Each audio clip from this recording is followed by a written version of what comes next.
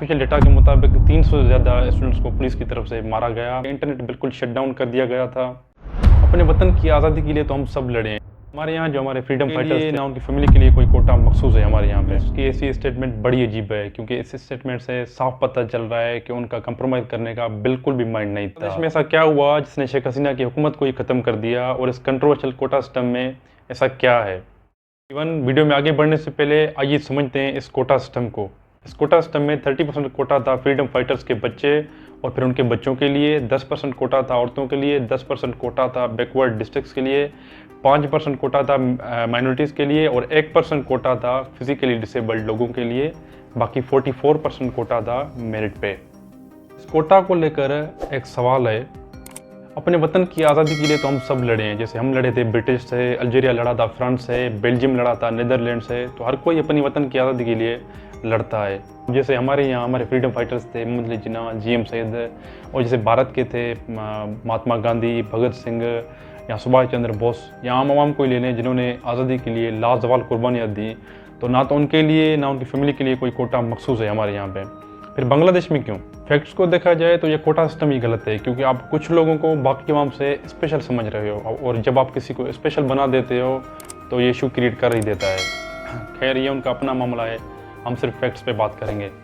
अब आते हैं शेख हसीना की तरफ। इन्होंने ऐसा क्या किया कि स्टूडेंट्स ने इनके साथ बिल्कुल भी कंप्रोमाइज़ नहीं किया। सबसे पहले तो आपने वहाँ पे पुलिस को डिप्लॉय किया, और पुलिस का काम होता है लॉ एंड ऑर्डर को मेंटेन करना, ना कि मासूम लोगों पे, मासूम स्टूडेंट्स पे गोलियाँ चलाना, उनको जालिमों की तरह कत्ल करना। ऑफिशियल डेटा के मुताबिक 300 से ज़्यादा स्टूडेंट्स को पुलिस की तरफ से मारा गया, और अनऑफिशियल डेटा के मुताबिक 1000 से ज़्यादा स्टूडेंट्स को कत्ल कर दिया गया है। स्टूडेंट्स को ज़ख्मी कर दिया गया, और एक फेमस स्टूडेंट लीडर हैं नाहिद इस्लाम, जिनको बांग्लादेश पुलिस की तरफ से गिरफ्तार कर लिया गया। और ऐसा बहुत कुछ हुआ बांग्लादेश के स्टूडेंट के साथ जिसने इनको इनकरेज किया प्रोटेस्ट को मज़ीद बढ़ाने के लिए। उसके बाद वहाँ पे इंटरनेट को भी बिल्कुल शट डाउन कर दिया गया, और ऊपर से शेख हसीना के कुछ बयान ने आग में घी वाला काम किया। जैसे वो एक प्रेस कॉन्फ्रेंस में कहती हैं कि ये फ्रीडम फाइटर्स के ग्रैंड चिल्ड्रंस को रिजर्वेशन के बेनिफिट्स नहीं मिलेंगे, तो क्या रज़ाकार्स के ग्रैंड चिल्ड्रन को रिजर्वेशन के बेनिफिट्स मिलेंगे। तो ये चीज़ एक प्राइम मिनिस्टर की ज़ुबान से बड़ी अजीब है, क्योंकि आप एक लीडर है, एक पूरी नेशन को लीड कर रहे हैं, तो ये चीज़ आपकी ज़ुबान से बड़े इशू क्रिएट करवा सकती है। मिनिस्टर की ऐसी स्टेटमेंट बड़ी अजीब है, क्योंकि इस स्टेटमेंट से साफ पता चल रहा है कि उनका कंप्रोमाइज़ करने का बिल्कुल भी माइंड नहीं था। वो नहीं चाहती थी कि वो स्टूडेंट्स के साथ कंप्रोमाइज़ करें, उनसे मिलकर बात करें, वो बिल्कुल ऐसा नहीं चाहती थी। तो आप लोग सोच रहे होंगे ये रज़ाकार हैं क्या? बांग्लादेश की आज़ादी के दौरान यानी 1971 की वार में दो ग्रुप थे, एक था रज़ाकार बाहिनी ग्रुप और दूसरा था मुक्ति बाहिनी ग्रुप। जो रज़ाकार बाहिनी ग्रुप था वो पाकिस्तान को सपोर्ट कर रहा था, पाकिस्तान मिलिट्री को सपोर्ट कर रहा था, यानी बांग्लादेश बनने के खिलाफ था। और दूसरा ग्रुप था मुक्ति बाहिनी ग्रुप, यानी वो बांग्लादेश बनने के फेवर में था, पाकिस्तान आर्मी से लड़ रहा था, पाकिस्तान के खिलाफ था। तो इसलिए वहाँ पे जो रज़ाकार लफ्ज़ है वो एक किस्म की गाली है बांग्लादेश में।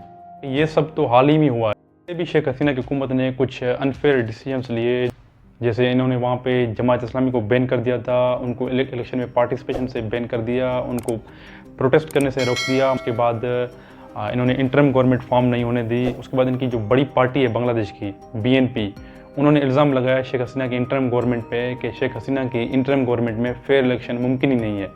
मतलब ये कुछ साबित कर रहा था कि शेख हसीना एक डिक्टेटर बन चुकी थी और वो बांग्लादेश को एक वन पार्टी स्टेट बनाना चाहती थी। देखा जाए तो अगर कोटा इतना बड़ा इशू था तो 4 अगस्त को स्टूडेंट्स ने प्रोटेस्ट खत्म कर दिए होते, क्योंकि 4 अगस्त को बांग्लादेश के सुप्रीम कोर्ट ने हाई कोर्ट के उस आर्डर को सस्पेंड कर दिया था, पर फिर भी वो स्टूडेंट्स नहीं रुके।